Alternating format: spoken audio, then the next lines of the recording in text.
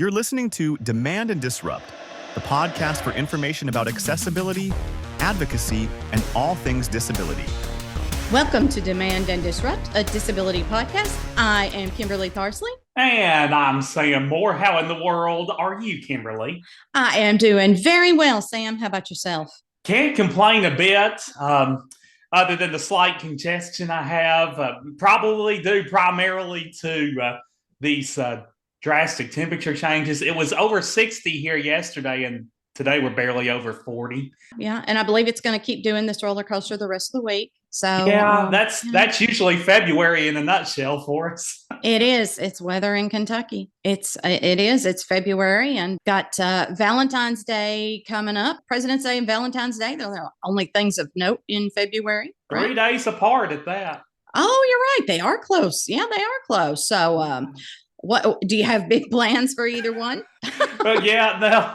Rowdy President's Day plans, do you? I don't guess it'll be too rowdy. I might just, look back on the contributions of presidents from years past. I'm honestly off trivia that night. If I had trivia duty that night at Rock House on the River here in Henderson, I would probably do a category on former presidents. On presidents, there you go. But yep. I'm off that particular night, so I don't guess I will. And of course, I'm a single man for right now, so Valentine's Day is going to be pretty quiet too. But I can appreciate Valentine's Day and the opportunity to give those with someone they love the opportunity to celebrate in grand fashion. Have you and Michael made any plans for Valentine's Day? Oh, no, we've been married long enough. The restaurants are too packed on Valentine's Day, so we don't go out to eat, and especially it's on a Friday night this year. So the restaurants will be crowded anyway. They're going to be packed. So we don't do anything. And if I want something, I just tell him, go buy Mary Jane's chocolates, and these are the kinds that you were to get me. And Mary Jane's is. I'll tell you, I've had that guy on Blabbing in the Bluegrass, my other podcast before, and he was great. He made me want some chocolate. They have good candy. They really do. So I just tell him what I want, and he brings it home. Sometimes I've heard of, they call it Palentines instead of a V, a P for friends. Palentines, I like that. Palentines, yeah, isn't that cute? So that's kind of like Friendsgiving on Thanksgiving. Exactly. Instead of being with family, you'd be with friends, and this is instead of with someone you're dating or married to or whatever, it's just your friends. Palentines, and I thought that was adorable. Yeah, so in that case, you single ladies or single men out there, you can as long as you've got friends, you can have a Palentine's. You could have a Palentine's. Now, see, if it's your friends, they're girls, they call it Galentines. Galentines. Oh gosh, they're really going crazy. I know, right? I'm giving you all the vocabulary today, Sam. So the bottom line, people, is whether you're single or not, you got a reason to celebrate on Friday the 14th. Exactly. There are just no rules. There are no rules anymore, which is great. I love it. I think it's rules at all. And speaking of love, folks, if you haven't already done so, go back and take a listen to the recent Blabbing in the Bluegrass show where Kimberly Parsley was actually my guest, and we talked about her former career as a romance writer. We did.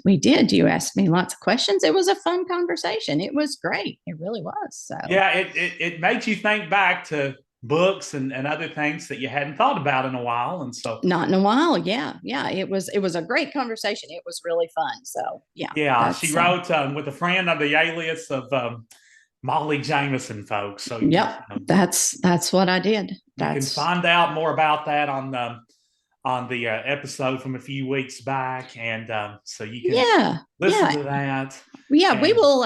Y'all get on our Facebook page on the Advocado, ADVOCADO, Avocado Press Facebook page, and we'll link to it. We'll link to that Blabbing in the Bluegrass episode from there. And perfect. And you can Google Molly Jameson books, and you can get a feel for her writing there too. Sure. Sounds good. Absolutely. Sam's doing a little advertising there for me. Well, I do what little I can. So speaking of doing things, this was a different thing. No, it's actually pretty on brand for me. I did the stupidest thing, Sam. No, I know, right? Shocking. I can't even imagine. It's kind of like I said a stupid thing, but I feel like I know how other people feel when they say stupid things to me. So I had an office meeting, like had to be in the office instead of working from home. So I was in the office, and we have a relatively new employee. He's a great guy, and he's a wheelchair user, and he's fun, and he's so good and so passionate about the work. And his name is Kent Madison, and he's doing a wonderful job there at the Center for Accessible Living. And so as we were leaving, I was just asking, you know, I ended up having to stay there a little later. So I was walking out, and I was like, who all's left here? And Kent said, I think it's just me. And I said, it's just you. And I was walking out. I said, oh, okay. Well, Kent, you're the last man standing. Which, and so you see, yes. So, oh, the last man standing. Last man standing. Yes, I said that to a wheelchair user. And I was like, I mean, and I was walking out, and I was like, I am so stupid. And I felt bad about it. And then I felt bad about feeling bad, because I'm like, I don't want people when they say, what did you see? Or did you see that? People say that to me and be like, oh gosh, I can't believe I said that.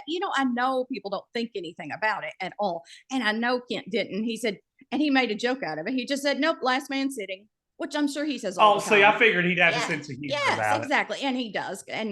But I was like, I'm on the other side, of I actually said something stupid, not insensitive, because I certainly didn't mean to be offensive. And I'm sure he wasn't offended by it. But, I now know how all those people who say stuff to those of us who are blind about what we saw or, or they didn't say, see. Yeah. Things like that. Eye, but all those kinds of things that are so, I now know how they might feel. And they're like, yeah, that reminds me of a joke I heard one time. A few years ago, I was in high school class with somebody else that was giving a presentation. It was pretty funny, actually. He incorporated a lot of humor in it. And anyway, this guy wasn't in a wheelchair, but one of my classmates was like, "You're so funny. You should do stand-up comedy." And we had another guy in a wheelchair in the class, and he spoke up out of nowhere and said, "Well, I would, but I can't stand up." Oh, we all just busted out laughing. Yeah, I mean, we use some of those phrases so they don't mean the actual, that actual meaning of the word. The stand-up comedy isn't necessarily just about the standing up. No. It's just about doing comedy in front of people, right? So that's like sometimes I'll tell people, I'll be like, "I'll see you later," and if they're trying to be really funny, they'll be like, "No, you won't." And then you have to say, "Oh goodness, that's the first time I've ever heard that joke," right? Yeah, I've been there once or twice. Exactly. Yeah, that was an interesting thing that happened to me. I know it will shock everyone that Kimberly put her foot in her mouth, but first time for everything. I've put my foot in my mouth more than once. It's one of those. It's a chapter for your future autobiography there, Kimberly. That I could write a whole book about the times I've put my foot in my mouth, but that would probably be a bestseller. That would be a whole book is what that would be. Well, this week, I got a chance to interview a couple of Canadian guys. They're from the Banter, AT, of course, for assistive technology, Banter podcast. And it was Rob Minot, Ryan Fleury, and Steve Barclay is who I interviewed. And they were delightful, and they work in their podcast is about advocacy and all manner of things, but it started out about assistive technology. And wow, assistive technology is even things you don't think are assistive technology really are that criteria. Yeah, exactly. I mean, and you were actually a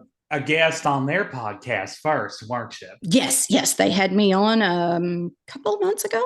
something like And that. So then you returned the favor. yes, had them on so that they could tell me all about what they do. And we got to talk about the differences between United States disability justice and Canadian disability justice. And that's fascinating. It doesn't go how you think. It's very interesting. But of course, And they're not as similar as you might think. no, not at all. Sure. But of course, the assistive technology, I always find that interesting. And we have a link on our webpage, standing link to the Appalachian Assistive Technology Loan Fund, which you talked about in your interview with Ryan Creech. Yes, with Ryan. Indeed. You talked with him. So yeah, that was a portion of our chat. It was the AATLF is how we abbreviate it. But if you folks want to learn more about that, A, check out our chat, and B, you can hit that link. Absolutely. A low or no interest way to get assistive technology. I mean, some of it's very pricey, very, very pricey. Not all of it, but I mean, you're talking about modifying a van for wheelchair access. That's pretty cheap. No, that's not cheap. Lots of computer stuff for people who are visually impaired. Not cheap. And the amount of time you're given to pay off the loan is, it varies depending on how expensive your equipment is, how much money's being lent to you. So it varies, which is a good thing that the ATLF is flexible in that nature. Yes, it is. It is wonderful. And another thing that's different in the United States versus Canada is our kind of disability heroes. Here, of course, in the United States, we have my hero, Judy Heumann, and we have Ed Roberts, hero of the independent living movement. And of course, in Kentucky, we have Jerry Gordon Brown, Cass Irvin, and Arthur Campbell. Kentucky has certainly donated our share of heroes and heroines to the disability cause. Maybe I'll work my way up to hero one of these days. I'm sure you're right on the cusp, Sam. I'm sure you are. I keep telling myself that. But in Canada, they have Terry Fox. He was a young man who was diagnosed with cancer, lost a leg. So he had one leg amputated, and yet he started walking. And I believe they call it marathons. I guess he was running. Yeah, running marathons. They call it the Marathon of Hope. And now one is held annually. I believe he passed away in 1981, I believe is what I read. I linked to a bio in the show notes for him. And just really made a difference. Lots of buildings in Canada are named after him. There's a really prominent statue of him. I've not heard anything about him other than what you told me, and I'm already inspired. I know, right. Yes, exactly. So people will want to check that out. And then the other person they mentioned was Rick Hansen, and he's still alive. He is a wheelchair user. He had a spinal cord injury, and yet he did what I believe is called the Man in Motion tour, where he's a wheelchair user. He circled the globe in a wheelchair to prove that it could be done and to raise money to remove obstacles to people with disabilities so they can travel more freely. How about that? So he's got quite a story to tell too. Absolutely. And I also linked to his So you linked to Rick's little bio too. I linked just to honestly. I'm just linking to the Wikipedia because I figure that's a good place to start. That's not a bad spot to start. No, we've talked here before. You don't want to probably finish up at Wikipedia, but it's definitely a good place to start. Don't use it for your grad school papers or anything like that. But it's a good place to. You can click on that link, and if you're just looking for more info about Rick to start out, we got you covered here on Demand and Disrupt. Exactly. And that's one of the things we wanted to do was to keep bringing those heroes, those mentors of ours to the next generation of advocates. Sure. And that reminds me of Matt Davis, who is the Student Disability Services Coordinator at Western Kentucky University. Yes. He's in a wheelchair, and at least he used to do a bunch of marathons every year, and I'm sure he still does. He does. He was a wheelchair racer. We've had him on the show before. Lisa. Oh, that's one of your former guests. Yes, he is. Lisa McKinley interviewed him. Yeah, well, I'm sure he kept things lively. Yes, a wonderful interview that he did as well. So, yes, disability community, no shortage of people pushing the envelope, going all out, doing everything they proving things are possible that we Yes. didn't think were possible. Exactly, and all for the purposes of bringing awareness, making things better for the lives of people with disabilities. Sure, indeed. So, yes. And the guys at AT Banter doing that as well in their way. So without further ado, here is my interview with the 3 of the 4 hosts of the AT Banter podcast. Enjoy. Welcome to Demand and Disrupt, a disability podcast. I am here with a very special group of guests today, all Canadians. I am here with Rob Minot, Ryan Fleury, and Steve Barclay from the AT Banter podcast. Hello, guys, and welcome. Hi, thanks for having us. Hello. You are most welcome. So I want you all to kind of go around and tell about yourselves and what you do. So Rob, let's start with you. Sure. My day job is the communications coordinator for a small nonprofit organization up here in Vancouver, BC. We provide services and support to children and youth who are blind or partially sighted. And then on the side, I get together with these characters once a week and record a podcast called AT Banter. Excellent. Love your podcast very much. I was a guest on it last week, in the early January episode. Great. So very fun. Ryan, what about you? Hi, I'm Ryan Fleury. I work with Steve or for Steve at Canadian Assistive Technology, and I provide technical support and sales and training on our blindness products. Excellent. And Steve, for whom Ryan works, tell us about yourself. Okay, I am the owner of Canadian Assistive Technology. I've been in the assistive technology industry for a little over 34 years now. So that'll give you an idea of just how old I am. Yeah, and I basically do whatever Ryan doesn't do. Okay. Now, how many of the 3 of you have a disability? Invisible or visible? Doesn't matter. Whatever you would like to disclose is fine with me. Well, this is Ryan. I'm totally blind. Uh-huh. Yeah, and I'm able-bodied. This is Rob. Mm-hmm. Okay. Yeah, I'm also able-bodied and possibly an undiagnosed ADHD. Gotcha. Okay. And there's another co-host that works with you sometimes, correct? That's right. That's Liz Malone. And we miss her not joining us today. Yes, we do. We do. Do we now? Do we really? Do we really? I will tell her. I will tell her. Yeah, I know. yeah, there's going to be beatings. Yeah, probably. Yeah, and Liz is in North Carolina, and she has RP, retinitis pigmentosa. Okay. So tell me, I saw that you all are past 400 episodes. And that is impressive as someone who I think this will be like 40 something episodes for me. So tell me how the podcast began. You guys want me to tell the story? Yeah, go for it. Okay. Well, the podcast, it sort of came about over the lunchroom table. At the time, we were all working for the same assistive technology company. And originally, the plan was to make a podcast centered around assistive technology.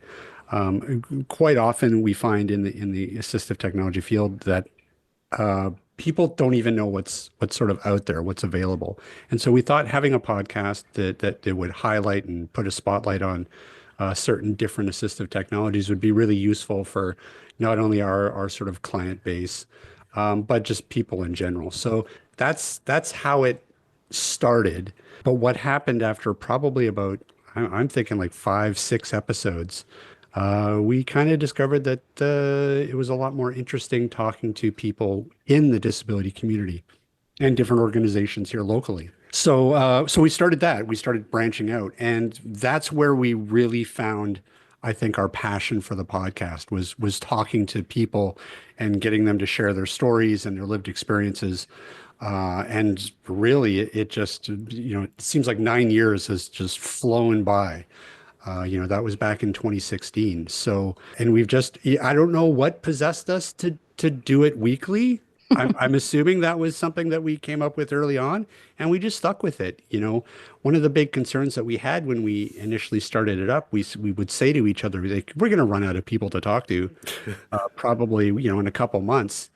Anyways, so let's just go weekly and we'll just see how long this lasts. And what we found is that there's no shortage of people in the community to talk to, no shortage of organizations that are doing some really important advocacy work, or assistive technology manufacturers out there that are producing really cool new types of assistive technology. So, and that's really what the mandate of the podcast has been, is just to give all of those people a platform and a way to share their stories. And so why podcasting over something like, is it 2016? You could have done a blog, or you could have done a newsletter. So why podcasting instead? Well, because all the cool kids were doing it. Well, actually, I don't know about that. I think when we started, we were lucky enough to get in fairly early. Like I remember like having to explain to people what a podcast was when we first started, or even how to listen to it, because back then, like it wasn't ubiquitous like it is now. So you actually had to like explain to people what the hell it was. So which kind of gave us a little bit of an advantage, because we got in at a time when we were able to sort of build an audience without the competition that there is now, because that's the sort of the big barrier, I think, for people who are starting up new podcasts, is just there's a lot of competition out there with a lot of other podcasters, and it can be really hard to sort of make yourself heard through all that noise. Yeah. I still find myself, people who come to disability later in life, I still find myself having to walk someone through how to subscribe to a podcast, how to listen to a podcast. Sure. Yeah. They ask me, what station is it on? Yes. Right. Yes, right. So that's a thing that still happens and probably always will. And I walk people through how to leave reviews, a review for the podcast. That doesn't work out so great, Yeah. Oh, Yeah, I know. don't think we've ever had more than 3 reviews. Yeah, 2 of them are us. Exactly. But no, to answer go back to answering the question. I think that podcasting itself, for us, it was a bit of a natural fit, because one of the things that we wanted to do was really be able to have our personalities shine through. We wanted to create something that was very casual, funny, entertaining, as well as informative. And we kind of felt like, the podcast format is something that allows that. You don't get that when you're writing blogs. You can't really inject personality into it. I mean, I guess you can, but you have to be, a very effective writer. And the podcast allowed us to sort of band together and do something together as a team that would really allow us to sort of portray our to let our personality shine through in a way that I don't think any other format really allows for. Mm-hmm. Right. For good or for ill, the personality comes out, right? Yes. Well, those shows don't see don't Oh, get to see the that's the magic daylight. of editing. There's only been a couple of those. Some can't be edited. Some can't be saved, Kimberly, let me tell you, and especially with this group. So has the cowbell been around from the very beginning? No, it wasn't. We brought in the cowbell partway through. I don't remember how many episodes in, but it came as part of a brainstorming session. What do we need for the podcast? And jokingly, following along in the footsteps of Will Ferrell, I said, it needs more cowbell. It needs more cowbell. Yeah. Mm-hmm. Right. Yeah, exactly. And now it's a whole thing, right? Yeah. So now, yeah. It's a thing, Yeah, absolutely. So for our listeners, if you haven't yet checked out AT Banter, which you should, and there will be a link in the show notes, They start the episodes with the ringing of the cowbell. And let me tell you, my daughter is a percussionist at the junior high. The cowbell is the instrument all the kids want to play. Okay. It's the cool instrument is the thing to do is the cowbell. So everyone thinks it's the drum set. Nope. It's the cowbell. So we'll take credit for that. We'll screw Will. Oh, We'll take credit for the new renaissance of the cowbell. Of the cowbell. Yes. It was all you trendsetters, right? That's what you right. And so you touch on this a little bit, but how did the podcast come to evolve over the years to be less tech specific to other things? Sorry. I'll jump in for a minute. You can't go for it. Yeah, so like Rob mentioned earlier, being that we worked for an assistive technology company, we thought it would be an easy go-to to release episodes and talk about the stuff that we were selling, promoting, and training. But we quickly found that others were, doing better than we were able to, and expanding our horizons to organizations and hearing about people's lived experience was a lot more entertaining, but also educational, not just for our audience, but for ourselves. And I think, we gain a lot of insight and information from talking to the various guests, which has really expanded the reach of our podcast, but also our horizons when it comes to disability-related issues that people are facing on a daily basis.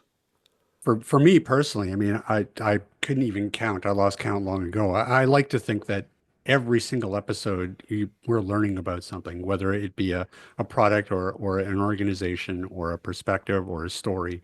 I think that it really does have a quite a profound personal impact on each of us. And I think that if it didn't, I don't know that we'd still be doing it, to be honest. I mean, we do all have a passion for it, but it is also, it's a lot of work and resources that go into producing it weekly. And so I think that it really does drive that passion that we have for the community, and really lets us get a better sense of what's actually happening within the disability community.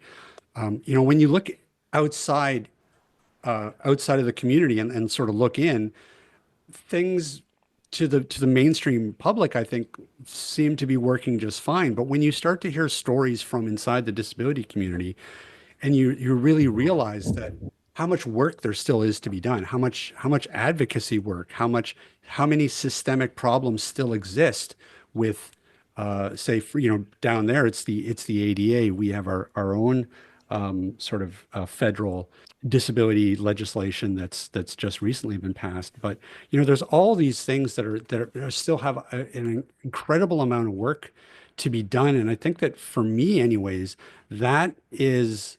It's always really surprising to hear stories about things like Uber denials or, any number of ableist stories that people are coming to us with. It really does sort of feed into that passion and that need that the disability community really needs its moment to really sort of get some traction on building some really fundamental systemic changes. When you say Canada just recently passed its disability legislation, how recently do you mean?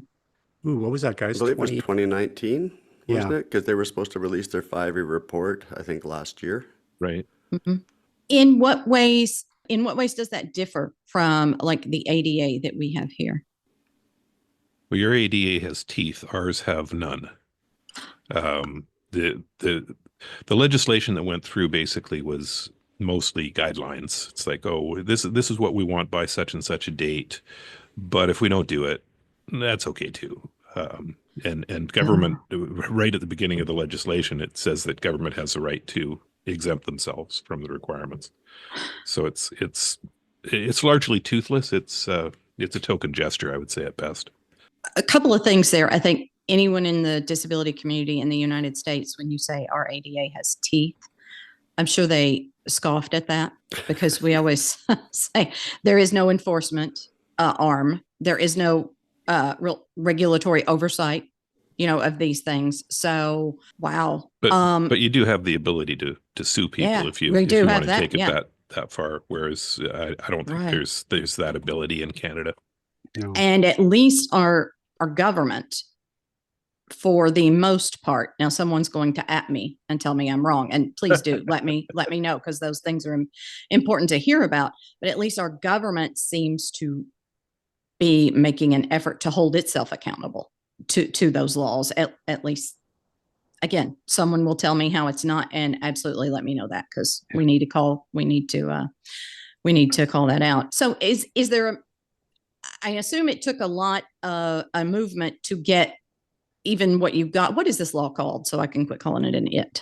Does it have the Accessible Canada Act. So I assume there's a movement of people still trying to push harder. Oh, absolutely. There's some really good advocates out there who are really pushing, particularly at government in particular, to comply and to improve their compliance to what they say they want. There's also in Canada, there's also provincial legislation in most provinces around the accessibility issues as well. And sometimes those provincial regs have more to them than the federal regs. Okay. Is that the norm, would you say? I'm not even sure that every province has one yet, but I think they're starting to go that way. The major provinces do, and I would say that, yeah, that probably is the norm, that they're going to step in and make theirs a little more stringent than the federal requirements. They're all, I think, pretty much still in their infancy, though, too, right? In developing standards and regulations. Like, didn't the Accessible BC Act just come in a couple of years ago?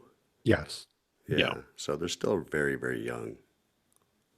So what was the difference, or was there a notable difference in the lives of disabled people in Canada before the Accessible Canada Act and after the passage of that act?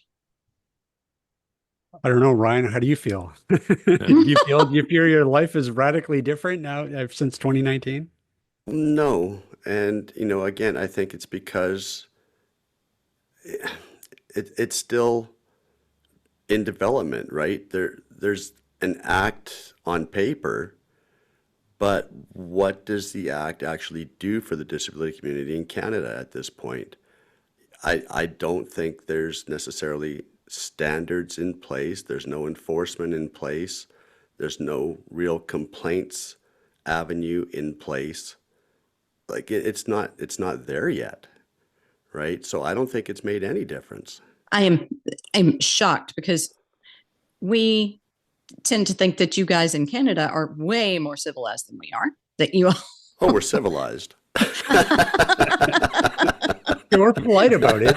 You're We're very polite about polite. our ableism, but politely ableist. Yeah. We say sorry. Polite, yeah. Yeah. Sorry, we're denying your rights. We feel bad about it. Not going to do anything, but we feel bad about it. Yeah. I'm just one blind person, right? I'm employed and I have health care. There's people in much more dire situations that may have a different lived experience in dealing with their disability when it comes to the Accessible Canada Act or BC or whatever that may look like, right? I'm just one person, and my experience is it hasn't made a difference to me. We talk a lot here in the United States about the Rehabilitation Act of 1973. And that was kind of the starting. Well, I mean, I guess you never know how movements start, right? But that was an important turning point when several people, they took up residence in a federal building in Northern California, disabled people, and fought for, I mean, they just stayed there and didn't leave until they got this act passed. And so it was a small thing, but in retrospect, it was a big thing. So maybe this will be like that, Well, we've said many times on the podcast that, the disability community is the largest minority group in the world, that anybody can become a part of it any time, and yet we seem to be the quietest group. that doesn't get anything done. Do you think that's true, or do you think that the media just doesn't want it's not a headline maker? Well, that's a good question. yeah, part of me is I don't really think, well, I guess depending on the community we're talking about, some of us just haven't had our moment yet, right? And whatever that's going to take to happen hasn't happened, and so we aren't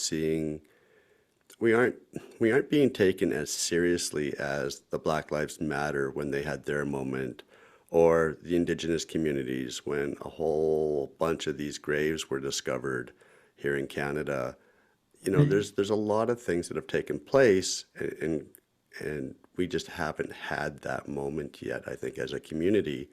And I think the other side of that is, I think the mainstream populace are terrified at how big the disability community is and what the dollars are that it's going to take to actually implement the changes that we're all asking for. People who are non-disabled feel like we're just asking for so much ridiculous stuff, don't they? They just, Yeah. and what we're asking for isn't really that ridiculous. And it just requires a shift from othering to an understanding that we are all looking for the same thing, which is just to live the best lives we possibly can. We want equality. Right. Here in Canada, when COVID hit, the government released these CERB payments to people. A lot of people who didn't qualify still got their payments.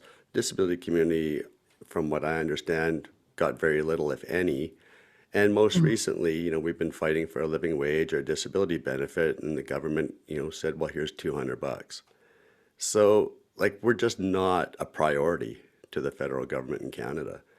And it's going to take more than education. It's going to take more than some advocacy. It's going to take either a Terry Fox again running across the country, or a Rick Hansen wheeling around the world. It's going to take another momentous event, I think, for the government to take notice. So are you volunteering, Ryan? It's really funny, because if I was a different person, I would. But in the last 2 years, I can honestly say there have been times when I've looked at my wife and I said, I'm just going to grab my cane and start tapping my way down the highway, and I'm going to Ottawa, and just start the trek and see if there's some momentum that gathers, because somebody's got to do something. And yeah, I don't know what it's going to take, but Yeah, fortunately, Rob's taken up the mantle for him. He's going to swim from Vancouver all the way through the Arctic Circle, up the Gulf of St. Lawrence, till he then walk the rest of the way to Ottawa. nice. Thanks, Rob. Yeah, we'll have to workshop that later. We'll have to workshop for that. Steve, I need some time off. And Rob needs a dry suit. Yeah. Over the course of these many years, in terms of technology, what's been the biggest change that you've seen? Go, Steve. Yeah. The power of computing platforms, no question. It's just what is it they call it? Moore's law has carried on through in one way, shape, or form since the 70s. And what does that mean exactly? It means that the power of your chips gets exponentially stronger over time. I'm doing a terrible job describing that. Hang on. Moore's law. Not to be confused with Cole's law. It's an observation that the number of transistors on a microchip doubles every 2 years. It's a projection. Okay. Yeah. And that generally has held true, with minor variations. But, we're seeing these computing platforms become more and more capable all the time. And now we're, seeing recognition that they need to have assistive technology built into them. It's not something that's just strictly an add-on product at the end of the day. So, we're making baby steps in the accessibility, but the computers just allow so much more capability than we had back, even in the 80s. And what do you think the effect or the impact of AI will be on technology for people with disabilities? We're starting to see it getting integrated into some of our assistive devices now, like having a pair of glasses where you can query your surroundings, ask, how many people are in the room, or, what does this menu say? And being able to go into deeper context on that. It's like, oh, I'm allergic to shellfish. What can I eat on this menu? Those sorts of things are very liberating for somebody who previously probably would have had to, ask somebody to read the menu to them and explain things to them. And it's going to be incredibly powerful. But I think we're all just in the process of wrapping our heads around what we want to do with it. Mhm. So you're all tech people. So I have to ask the question, is it being overhyped? AI, is it being overhyped? Is it as big a deal as we're constantly hearing that it is? I think it's bigger. I would say so. Yeah, I think absolutely. I think it is going to be a real game changer. What do you think, Steve? Yeah, absolutely. It's going to be disruptive in a lot of different areas. I Oh, mean, disrupt. That's what we love. That's what we love to hear at So you're going to be Demand and replaced, Kimberly. So tell me an example of how you think it's going to be bigger than what we're, because I mean, I'm basically getting that it's going to replace every human ever doing everything. So tell me an example of some tech that you think it's going to be bigger. I got an example of something. Yeah, go. Mhm. Well, so I mean, in terms of replacing everybody, I mean, I think that does it have the power to do that? Eventually, probably. But I mean, I don't think that we'll ever get to that point. I don't think we're silly enough to pull the trigger on anything like that. But I think Oh, that we're awfully silly, Rob. well, Come we on. are. Well, Don't sell we us are. short. I'm hopeful. That's the other thing. Among the three of us, I'm the optimist of the group. So I might be the wrong guy to speak to nightmare scenarios. But no, I mean, a great example is, we had some fellows on the show a couple weeks ago that run this shopping platform that they've developed using AI called InnoSearch. And all it really does is it aggregates a variety of different e-commerce platforms out there. And what it does using AI is it's able to go into those platforms and strip away all of the built-in ads, all of the related products, all of the stuff that would clutter up the platform, and it's able to present it on a web page that's very what's one of them like condensed down into just the product description, just the way to order. And so it's very screen reader friendly.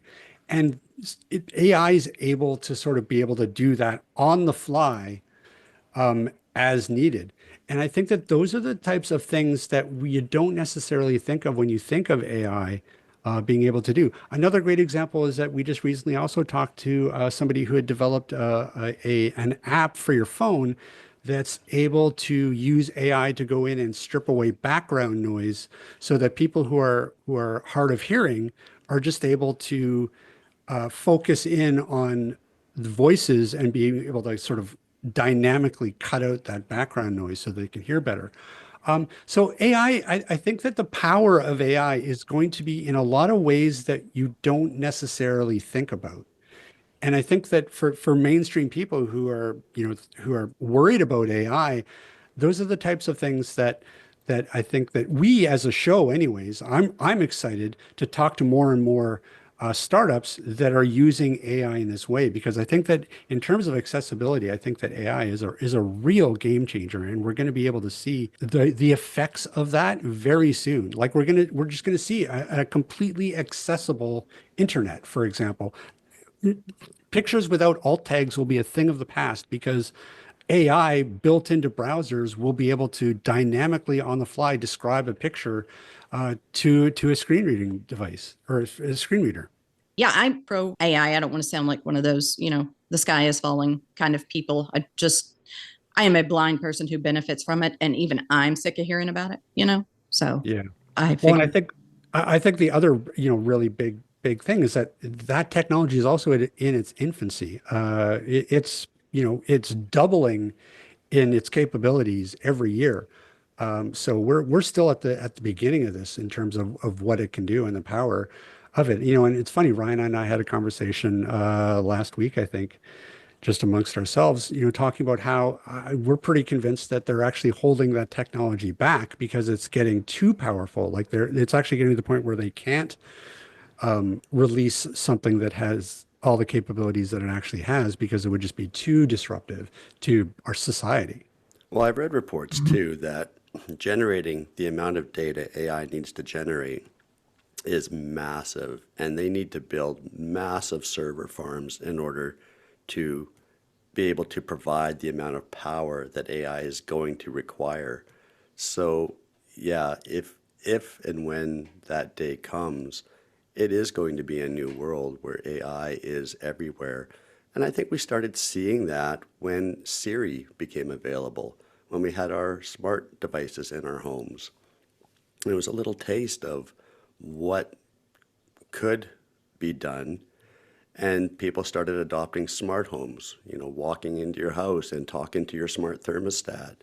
All of that is just the tip of the iceberg, and there's so much more that AI is going to allow us to do that we haven't even been able to fathom yet. Yeah. It's just going to be second nature.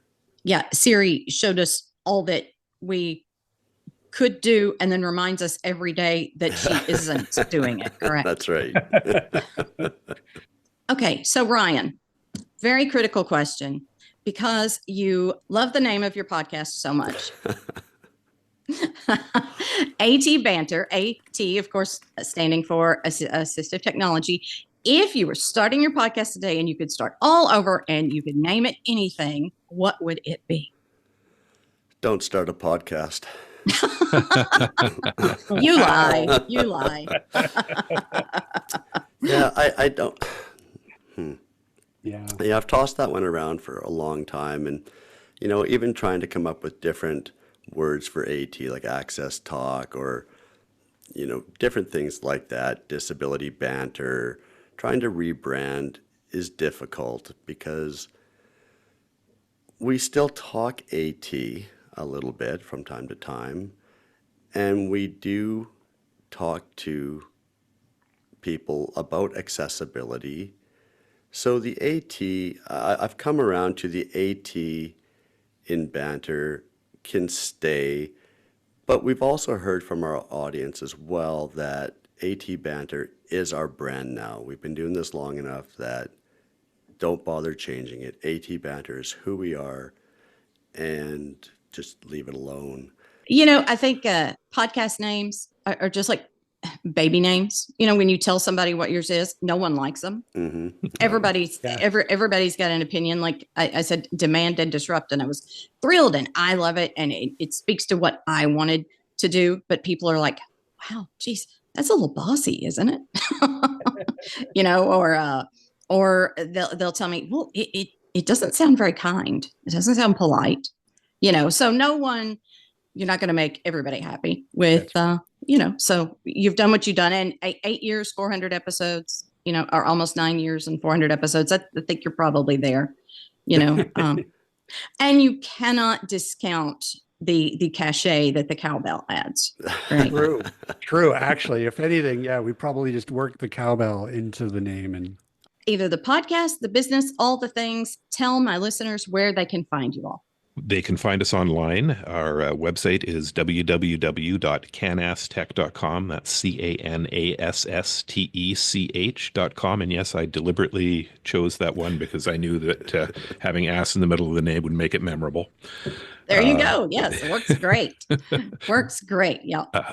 They can reach me personally if they want to at steve@canassTech.com or ryan@canassTech.com or rob@canassTech.com. We're creative as far as email addresses go. They can also find us on Facebook if they look for Canass Tech on Facebook or Instagram. We're on both of those. You can find Canass Tech on LinkedIn as well as myself. You're just everywhere. Yeah, everywhere except Twitter because I refuse to support right. A particular South African fella. Understood. I'm recently on Mastodon, and I love it there. The people are so friendly. Yeah. Mastodon is great. If you're not on there, you should be. It's great. They're all refugees escaping X. Yes, that's what it is. Yes, exactly. And happily doing so. Yeah. So Rob, tell me where we can find Blind Beginnings online. Sure. The Blind Beginnings can be found at www.blindbeginnings.ca. Okay. And they can find us as well on Facebook and Instagram and LinkedIn. Okay. And the podcast, AT Banter? You can find the AT Banter podcast at www.atbanter.com. Excellent. Sounds great. I have enjoyed this so much. I appreciate you all joining me to talk. It has been a pleasure. Thank you so much. Well, thanks for having us, Kimberly. Having us.